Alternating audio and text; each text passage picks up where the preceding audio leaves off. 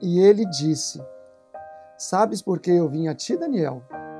Agora, pois, tornarei a pelejar contra o príncipe dos persas, e saindo eu, eis que virá o príncipe da Grécia. Mas eu te declararei o que está registrado na Escritura da verdade. E ninguém há que me anime contra aqueles, senão Miguel, o vosso príncipe. Esta foi a conclusão de Daniel, capítulo 10. Daniel 10 é um capítulo importante porque ele justamente marca o início do terceiro bloco profético da grande estrutura do livro de Daniel. O capítulo 10, na verdade, serve como uma introdução ao capítulo 11 e ao capítulo 12.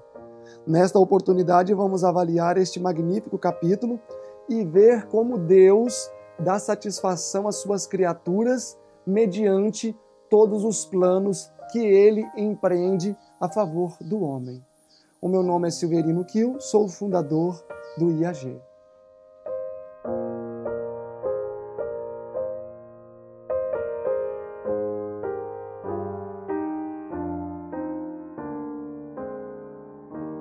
Daniel capítulo 10, versículo 1, justamente inicia nos informando um dado cronológico importante, no terceiro ano de Ciro, rei da Pérsia. Bom, o capítulo 10 de Daniel nos lança ao ano 535. O capítulo 9, verso 1, no primeiro ano de Dario, o Medo, ano 539. O capítulo 10, no ano 535. Qual foi a relevância do ano 535? Bom, talvez um dos principais fatos de importância que aconteceu aqui foi que no ano 535 concluiu-se o cativeiro babilônico de 70 anos. Ou seja, justamente no capítulo 10 foi a data comemorativa dos 70 anos de cativeiro de Israel em Babilônia. É importante termos esta informação em mente para entendermos toda a argumentação que vai ser tecida, especialmente a angústia de Daniel. Quando olhamos o capítulo 9 de Daniel, nós percebemos que Daniel estava em angústia justamente por ele achar que o cativeiro havia aumentado e estava se findando os 70 anos e nenhuma emenda política havia sido votada ou proposta para a libertação de Israel do cativeiro.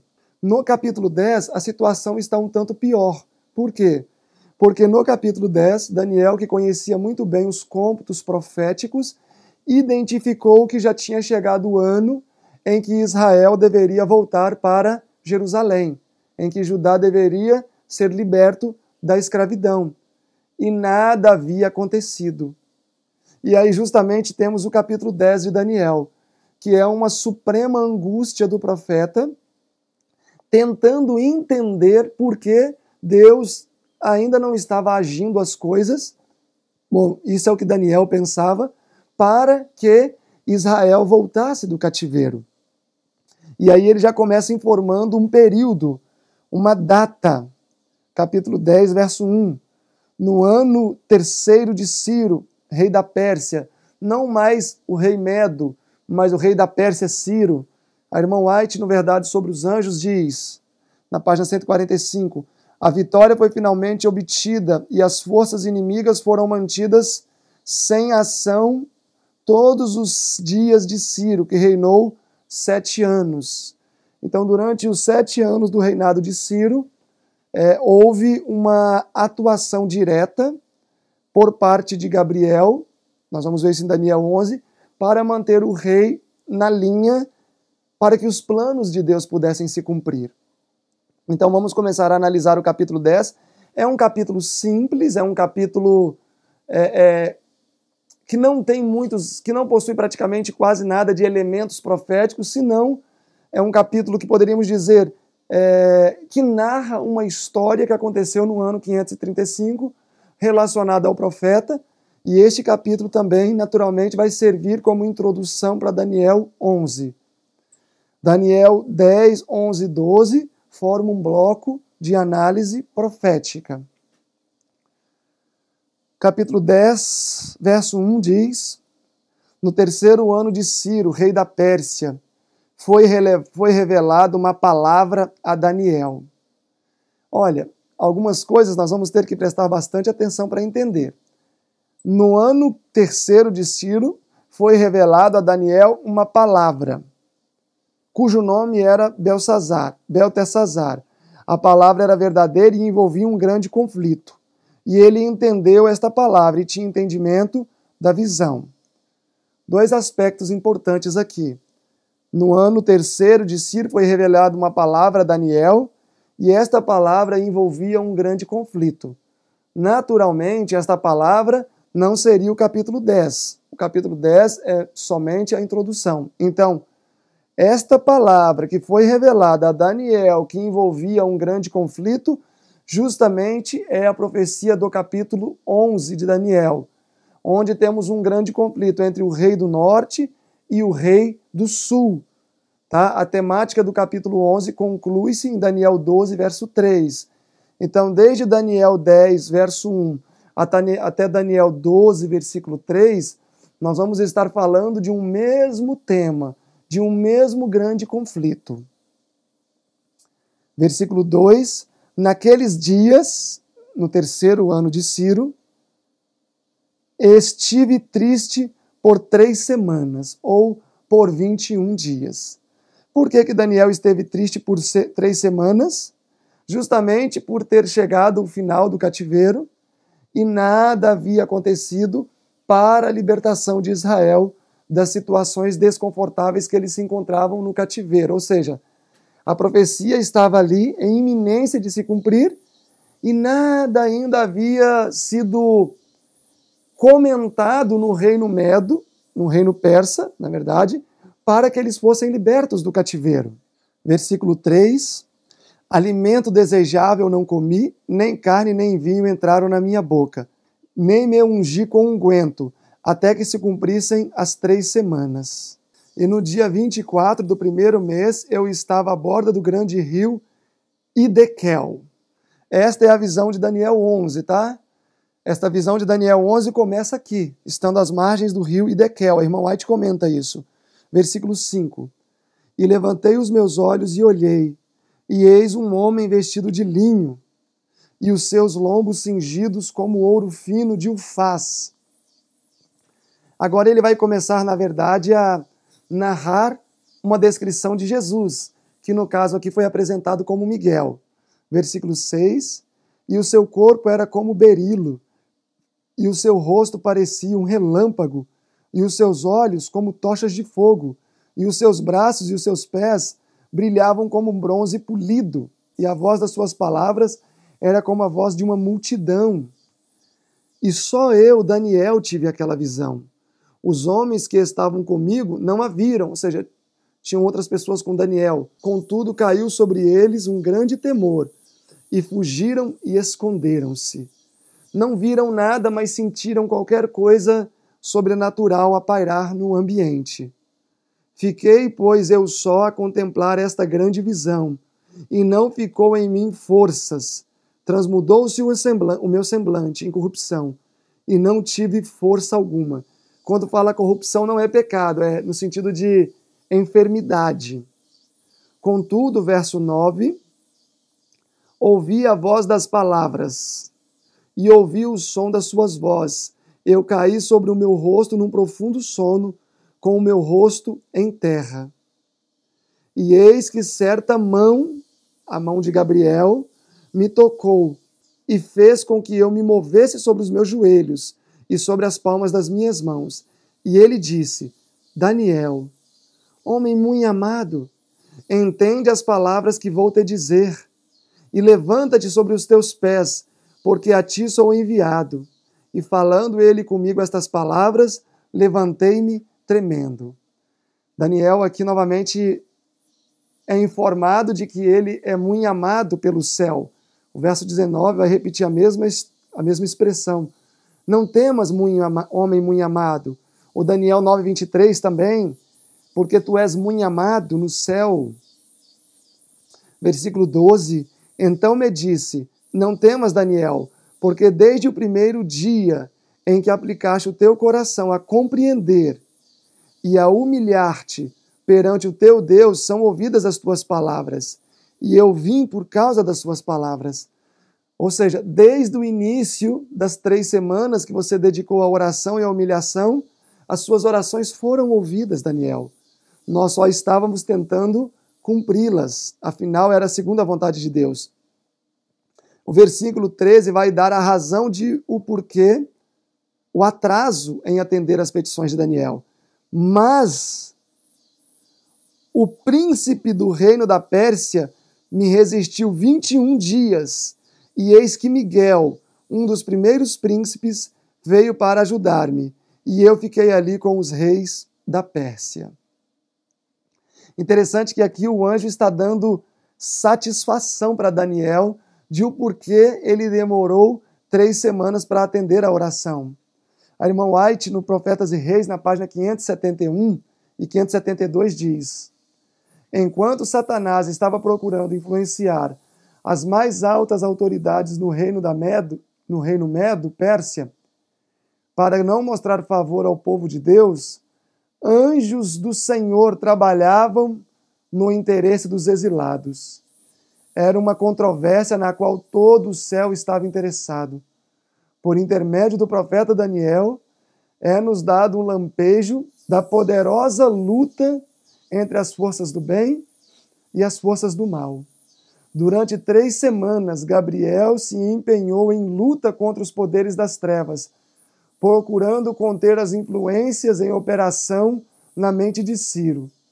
E antes que a sentença terminasse, o próprio Cristo veio em auxílio de Gabriel. O príncipe do rei da Pérsia se pôs defronte de mim por 21 dias, Gabriel declara. E eis que Miguel, um dos primeiros príncipes, veio para me ajudar, e eu fiquei ali com os reis da Pérsia. Tudo o que o céu podia fazer em favor do povo de Deus foi feito. A vitória foi finalmente ganha. As forças do inimigo foram contidas todos os dias de Ciro e todos os dias de seu filho Cambises, que reinou cerca de 7 anos e meio. Então notem bem que existia um conflito pela mente de Ciro. De um lado, Satanás com as suas hostes, do outro lado, Gabriel estando na liderança das hostes celestiais.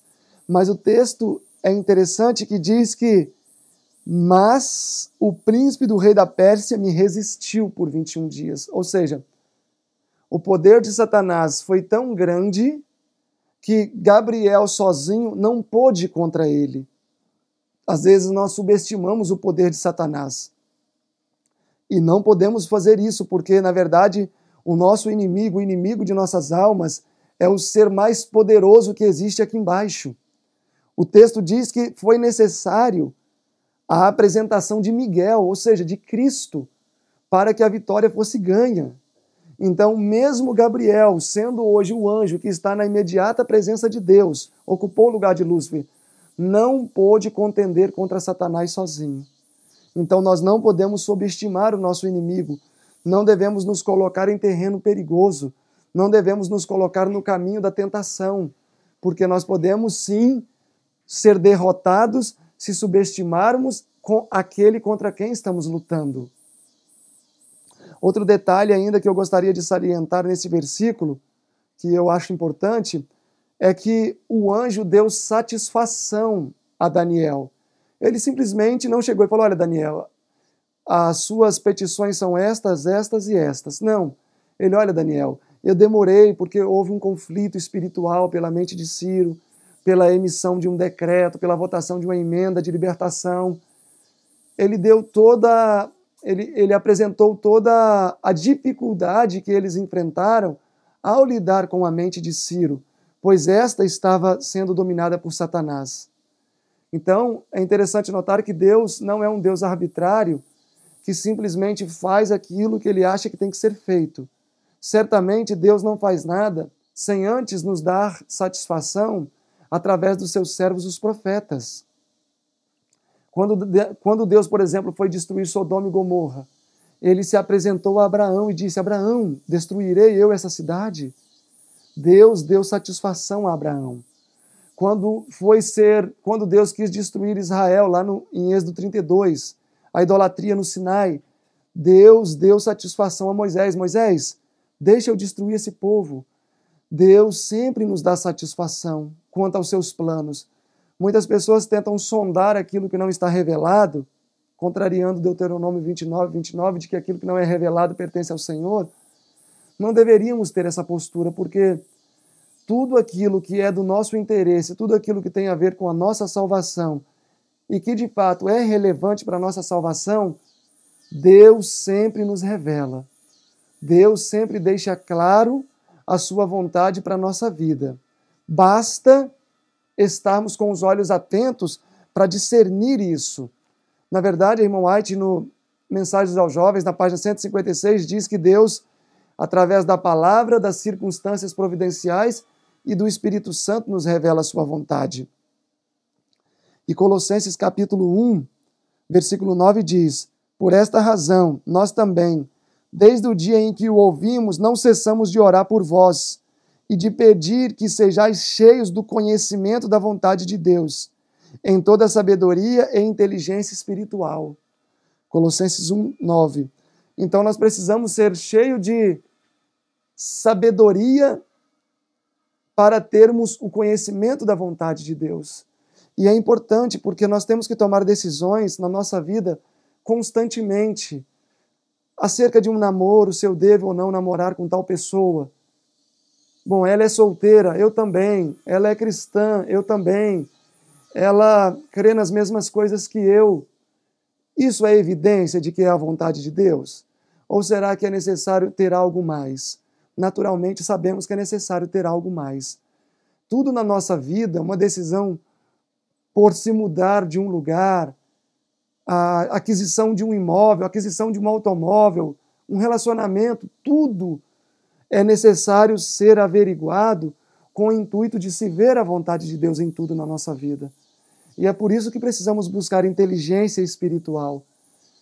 É através da inteligência espiritual que nós vamos discernir bem a vontade de Deus para a nossa vida. Quantas pessoas já tomaram decisões equivocadas achando que foram boas decisões e sofreram? Uma vez, um rapaz, é uma história que se conta, né, que queria muito se casar, e ele insistiu tanto com Deus para se casar com uma moça que ele conheceu na igreja, que ele acabou se casando com a moça. E sofreu demais com isso, porque a pessoa era bem complicada. E aí um dia ele reclamou: Senhor, por que o Senhor permitiu que eu me casasse com essa pessoa, se não era da sua vontade? Bom, muitas vezes Deus deixa clara a sua vontade para a nossa vida. Nós é que ignoramos. Nós muitas vezes é que fechamos os nossos olhos e nos impomos um tapa-olhos que Deus não colocou.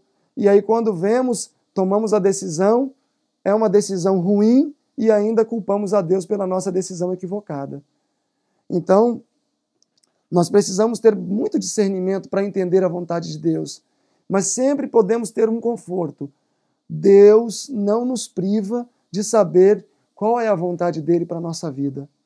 Basta com humildade e diligência pedirmos em oração. Avançando em Daniel 10, verso 14, diz: agora, Daniel, eu vim para fazer-te entender o que há de acontecer ao teu povo nos derradeiros dias, porque a visão é ainda para muitos dias. Bom, eu não vou poder deixar de falar sobre a transferência da aliança nesse versículo 14. Porque aqui diz que eu vou te revelar o que há de acontecer com o teu povo nos derradeiros dias. Então não se refere mais ao povo judeu. Agora se refere aos judeus espirituais, ou seja, a dispensação cristã. Então eu gostaria de ver com vocês, vou colocar a Bíblia aqui para ficar mais confortável, eu gostaria de ver com vocês alguns versículos para estudarmos rapidamente sobre a transferência da aliança, do literal local para o espiritual global.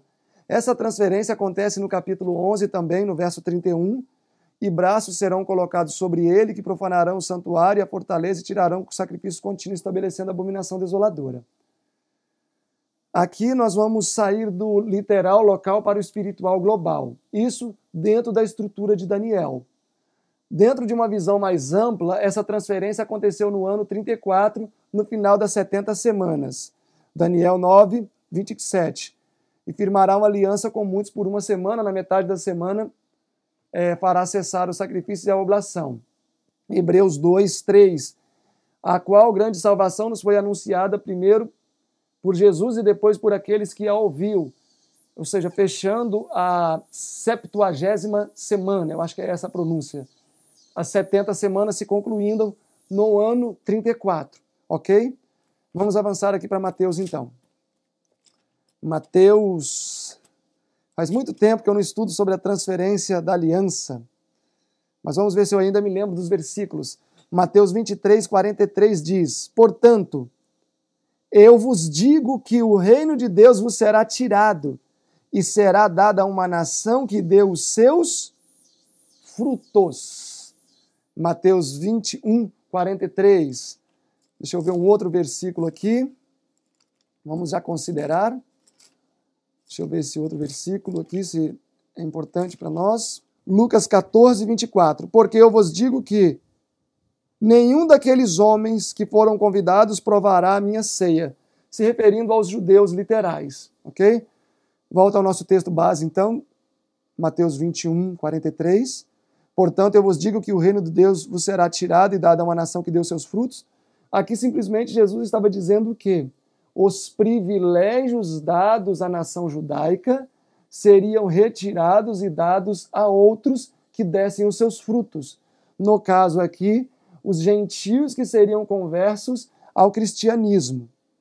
Isso aconteceu no ano 34, com o fechamento da Porta da Graça para os judeus. Vamos agora para o livro de Romanos. Romanos é o livro-chave para falar sobre a transferência da aliança. E se alguns dos ramos foram quebrados, quais ramos? Israel.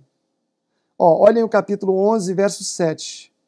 Pois que o que Israel buscava não alcançou, mas os eleitos o alcançaram, e os outros foram endurecidos. Olhem o capítulo 9, 31. Mas Israel, que buscava a lei da justiça, não chegou à lei da justiça.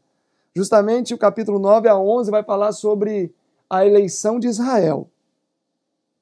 Versículo 17 agora do capítulo 11. E se alguns dos ramos foram quebrados, e tu, sendo oliveira brava, foste enxertada, os ramos, aqui os judeus, a oliveira brava enxertada, os gentios, cristãos, em lugar deles, e foi participante da raiz e da seiva e da oliveira, não te glorie contra os ramos. Se contra eles te gloriares, não és tu que sustentas a raiz, mas a raiz a ti. Mostrando que eles deveriam ter cuidado. Por quê? Porque da mesma maneira que Israel foi rejeitado, eles também poderiam ser rejeitados. Olhem aí Romanos ainda comigo. Romanos agora, capítulo 9, verso 2. Que tenho grande tristeza e contínua dor no meu coração, porque eu mesmo poderia desejar ser anátema de Cristo, por amor aos meus irmãos, os judeus, que são meus parentes segundo a carne, que são israelitas, segundo a carne, dos quais é a doação de filhos, e a glória e as alianças, e a lei, e o culto, e as promessas. Quais promessas? Os oráculos. Olhem aí o capítulo 3 de Romanos, verso 1. Qual é, pois, a vantagem do judeu? Qual é a utilidade da circuncisão? Muito em toda maneira, porque, primeiramente, a palavra ou os oráculos divinos foram-lhes confiados. Novamente no capítulo 9, versículo 4, que são israelitas, dos quais é a doação de filhos, e a glória, as alianças, e a lei, o culto e as promessas. 5, dos quais são os pais, e dos quais é Cristo segundo a carne, e o qual é sobre todos, Deus bendito para sempre. Amém. Não que a palavra de Deus haja falhado, porque nem todos que são de Israel são israelitas. Paulo aqui simplesmente está falando que agora Deus não buscaria mais circuncisão no exterior, mas sim no interior, como ele mesmo apresenta aqui no capítulo 2 de Romanos, versículo 28, que diz: porque não é judeu o que é no exterior, não é circuncisão o que é exteriormente na carne, mas o judeu o é no interior, e a circuncisão o é no coração, no espírito, não na letra, cujo louvor não provém dos homens, mas de Deus. Nós fomos a Gálatas, também vamos ter essa mesma ideia sendo apresentada. Gálatas, capítulo 3, versículo 26. Porque todos sois filhos de Deus pela fé em Cristo Jesus. Porque todos quanto fostes batizados em Cristo, já revestistes de Cristo. Nisto não há judeu nem grego, nem servo nem livre, não há macho nem fêmea, porque todos vós sois um em Cristo. E se sois de Cristo, então sois descendência de Abraão e herdeiros da promessa. Eu quero ler ainda um texto no Antigo Testamento sobre esse assunto. Jeremias capítulo 4, versículo 4 diz: circuncidai-vos ao Senhor e tirai os prepúcios do vosso coração, ó homens de Judá, ó habitantes de Jerusalém, para que o meu furor não venha a cair como fogo e arda de modo que não haja quem o apague por causa da malícia das vossas obras. Bom, então, voltando a Daniel 10, quando aqui em Daniel 10 diz: agora te declararei o que há de acontecer com o teu povo nos derradeiros dias, ele está simplesmente remetendo a mente de Daniel para os últimos dias, para o momento em que a nação judaica haveria de ter perdido a sua exclusividade como povo eleito, como uma nação especial. Eles haviam se tornado agora eleitos à salvação, mas não como uma nação singular mais. Avancemos aqui então, Daniel 10, verso 15. E falando ele comigo estas palavras, abaixei o meu rosto por terra e emudeci. E eis que alguém semelhante aos filhos dos homens tocou-me os lábios, então abri a boca e falei dizendo àquele que estava em pé diante de mim: Senhor meu, por causa da visão sobrevieram-me dores, e não ficou em mim força alguma. Verso 17. Como, pois, pode o servo do meu Senhor falar com o meu Senhor? Porque quanto a mim, desde agora não resta força em mim, e nem fôlego ficou em mim. E aquele que tinha a aparência de um homem tocou-me outra vez e fortaleceu-me, e disse: Daniel, homem muito amado, não temas, a paz seja contigo, anima-te, sim, anima-te. E falando ele comigo, fiquei fortalecido, e disse: Fala, meu Senhor, por que fortaleceste-me? E ele disse: Sabe por que eu vim a ti, Daniel? Agora, pois, tornarei a pelejar contra o príncipe dos persas, e saindo eu, eis que virá o príncipe da Grécia. Em outras palavras, Gabriel permaneceria no encalço do Império Medo-Persa até a Batalha de Arbelas, onde a Grécia iria subjugar a Medo-Pérsia. Ou seja, durante toda a extensão do reinado dos Medos, Gabriel seria uma visita constante e presente na corte.